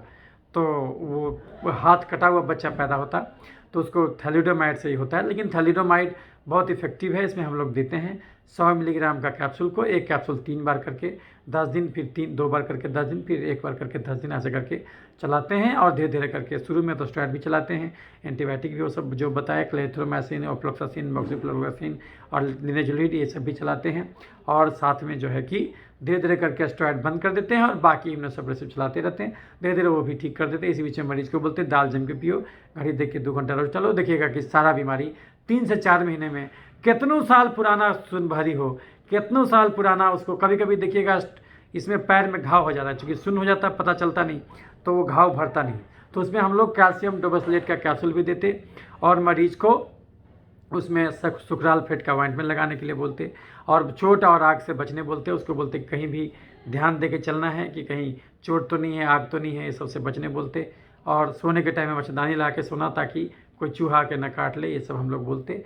तो अगर ऐसा मरीज सही में करने लगता है तो उसका देखिएगा कि 1 से 2-3 महीने में सारा बीमारी खत्म हो जाता है। और उसको कभी भी सुनभरी का ही बीमारी नहीं होगा, उसको और भी बीमारी होगा। तो गलत चीज़ जब खाना छोड़ देगा, देखिएगा उसका सारा बीमारी जड़ से चला गया। पहले जम के एक दिन में 10 रोटी खाता था, मीठा फल खाता था, दूध खाता था, मैदा खाता था, वो सब चीज़ छोड़ दिया तो सारा चर्बी गल गया, सारा तेजाब गल गया, चीनी जहाँ तहाँ छिड़का गया था वो भी ठीक हो गया, तो देखिएगा सारा बीमारी खत्म हो गया। लेकिन जिस ढंग से अभी इलाज किया जाता है, अभी आप कहीं भी जाइएगा तो उसी ढंग से लोग, और तो और क्या करेगा, न्यूरोलॉजिस्ट के पास गलती से चले गए, वो झूठ मूठ का नर्व कंडक्शन वेलोसिटी करा देगा। नर्व कंडक्शन वेलोसिटी कराने का क्या जरूरत है? वो तो आप, यदि आप छुए नर्व को और टेंडर हुआ हो तो पता मालूम चल गया कि आपको टेंडरनेस है। यहाँ पर ऐसे किए दर्द हुआ, मतलब रेडियल नर्व गड़बड़ है, ये फुट ड्रॉप हो जाएगा, इसमें ये जो है कि आपका हैंड ड्रॉप हो जाएगा, रिस्ट ड्रॉप हो जाएगा, ये सब उंगली उठेगा ही नहीं। कभी कभी बढ़ेगा बीमारी तो ऐसे कीजिएगा, हवा निकल जाएगा, फैसल पालसी कर देगा लेप्रोसी के चलते। तो ये सब भी लेकिन चमड़े के डॉक्टर को ही दिखाना चाहिए। ये सब भी रहे तो न्यूरो के पास नहीं जाकर के चमड़े वाले के पास जाना चाहिए, चूँकि उसको ज़्यादा अनुभव है। लेकिन एक चीज़ जान लीजिए कि अगर कुछ भी कहीं भी जाइएगा, अगर डॉक्टर आपका भोजन नहीं बदला, वो समझ लीजिए कि आपको मूर्ख बना रहा है, वो जड़ से तो कभी ठीक नहीं करेगा। तो ये बंद कर दीजिए चीनी चावल आलू।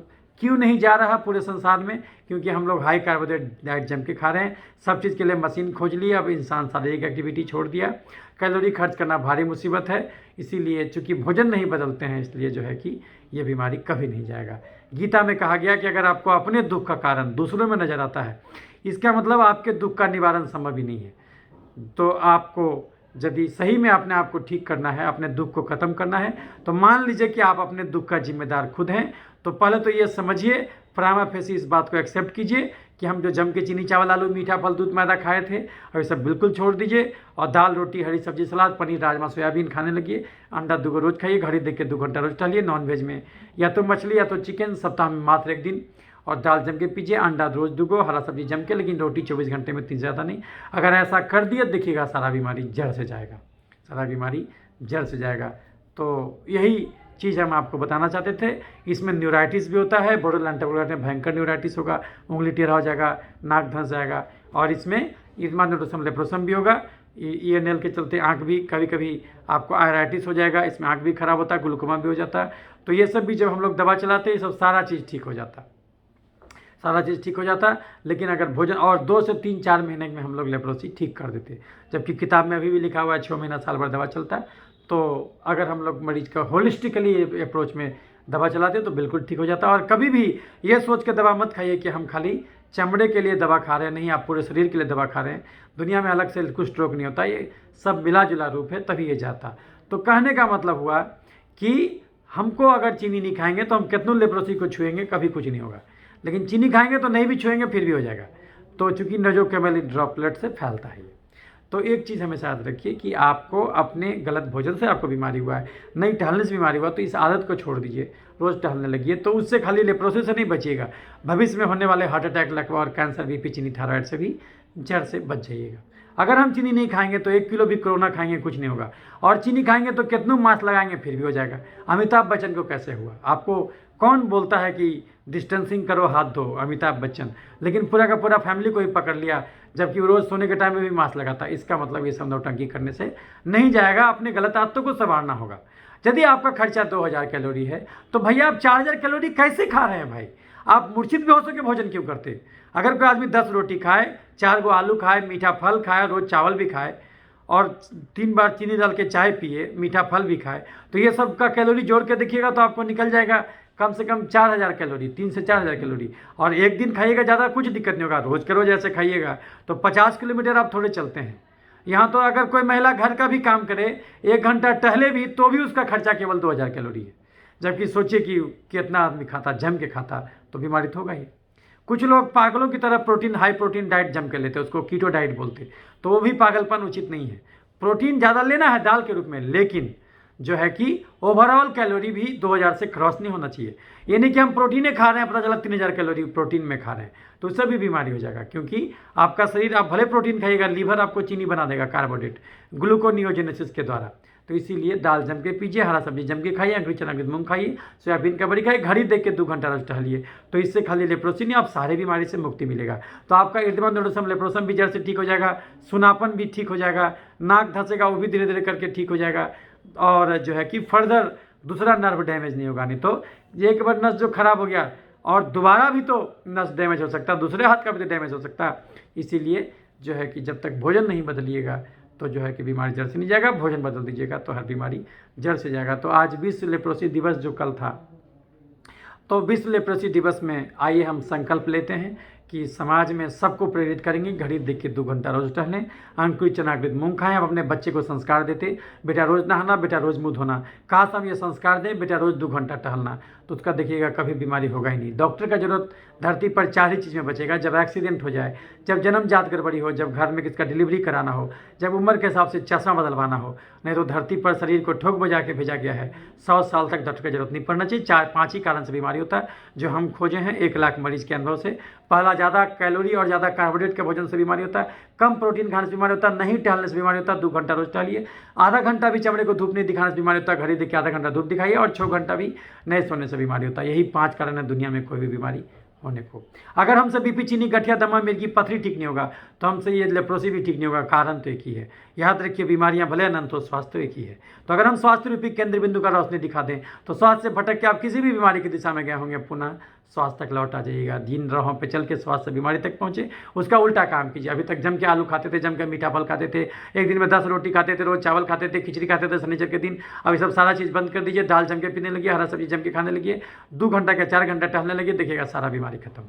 तो गलत भोजन करना छोड़ दीजिए, रोज़ टहलिए। तो उम्मीद करते हैं ये वीडियो आपको बिल्कुल समझा पाया होगा कि लेप्रोसी क्यों होता और कोई भी बीमारी क्यों होता।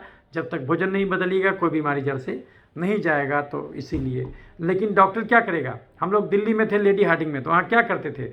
वो बायोप्सी लेते थे, मरीज को झलाते थे और उसको खाने में नहीं बंद करते थे। तो क्या होता था? मरीज कभी ठीक नहीं होगा। नई दिल्ली के एम्स में जाइए, वहाँ भी ऐसे ही ठगेगा, वो कभी खाना बंद चेंजे नहीं करेगा। पता चला दवा भी रहे, डॉक्टर भी रहे, बीमारी भी रहे, मरीज भी रहे, ऐसा तो कभी बीमारी जाएगा ही नहीं। लेकिन अगर भोजन बदल दीजिएगा तो हर बीमारी जड़ से जाएगा। लेकिन ये डॉक्टर के लिए घाटे का सौदा है, क्योंकि जो मरीज समझदार होगा गलत चीज़ खाना छोड़ देगा, दोबारा फीस नहीं देना पड़ेगा। 3 से 4 बार में उसका बीमारी खत्म। ऐसे तो 2 साल तक मरीज को जो है कि एक ही डॉक्टर से जाकर के मिल करके उसको लुटाता वो। और लेकिन अगर मरीज समझदार नहीं हुआ तो भैंस के आगे बीन बजाए, भैंस खरी पगुड़ाए। भैंस को थोड़ी समझ में आएगा बीन क्या चीज़ है। उसको बोलेगा ये बंद करो, वो बंद करो, बोलेगा है डॉक्टर से नहीं दिखाएंगे, दूसरे डॉक्टर से दिखाएंगे। क्योंकि इस धरती पर अभी भी बहुत सारे मूर्छित बेहोश लोग हैं जो भ्रम में जी रहे हैं। उनको लग रहा है कि नहीं, इंसान जम के खा सकता है और दुनिया भर का डॉक्टर दुनिया भर का दवा खोज लेगा। अगर ऐसा रहता तो अरुण जेटली क्यों मरता? सुषमा स्वराज इतना कम उम्र में क्यों मरती? क्यों 60 साल में मैराडोना अरबों रुपया छोड़ के मर जाता? यानी कि खाली जब तक भोजन नहीं बदलिएगा तो कितनों अमीर हो जाएगा, कुछ अंतर नहीं होगा। वो आप गड्ढे में गिरिएगा, 100 साल से पहले जीवन त्यागना पड़ेगा। लेकिन भोजन बदल दिया, हर बीमारी जड़ से जाएगा। तो अगर आपका खर्चा 2000 कैलोरी है तो क्यों भाई 3000 कैलोरी खा रहे हैं? अब गाड़ी जो है कि से आप चल रहे हैं, हर चीज़ के लिए इंसान मशीन खोज लिया, अब कहाँ कैलोरी की जरूरत है? तो आप क्यों खाते हैं चीनी, चावल, आलू, मीठा फल, दूध, मैदा? तो उम्मीद करते हैं कि ये सब वीडियो आपको बहुत सारा इंसाइट दिया होगा बीमारी क्यों होता है। तो आप हमसे खाली चमड़ा का बीमारी नहीं, बीपी, चीनी, गठिया, दमा, मिर्गी, पथरी भी जैसे ठीक करा सकते हैं। हमारा फ़ोन नंबर नोट कीजिए, ऑनलाइन इलाज भी हमसे करा सकते हैं। हमारा फ़ोन नंबर है 8969953194। फिर से बोलते 8969953194। दूसरा नंबर है 9386999300। हमको कितने बजे फ़ोन कर सकते हैं? 7 से 8 सुबह, या 5 बजे शाम, या 10 से 10:30 बजे रात। कोई भी बीमारी, कितनो पुराना बीमारी हो, कहीं ठीक ना हो, हमको फ़ोन कर दीजिए। लेकिन वही मरीज को फ़ोन करने बोलिएगा जो 3 कटोरा गाढ़ा दाल पीने को तैयार हो जाए, 2 घंटा रोज़ टहलने को तैयार हो जाए, सारा मीठा फल, दूध, मैदा बंद करने को तैयार हो जाए, 24 घंटे में 3 ही रोटी खा के रहने को तैयार हो जाए, तो उसको कुछ बीमारी हो हमारा फ़ोन नंबर दे दीजिए। बीपी हो, चीनी हो, गठिया हो, दम्मा हो, मिर्गी हो, पथरी हो, लकवा हो, हार्ट अटैक हो, कैंसर हो, कुछ भी हो बीमारी जड़ से ठीक कराना हो, ये नंबर दे सकते हैं। कारण तो सबका एक ही है, गलत भोजन। तो वो तो हम आपको समझा दिए कि गलत भोजन से कैसे बीमारियों का रिश्ता और समझ में आ गया। तो हम मुझसे ऑनलाइन सलाह भी आप ले सकते हैं। अगर वीडियो अच्छा लगा हो तो लाइक और शेयर कीजिएगा ताकि और लोगों को भी सही जानकारी भेजी जा सके।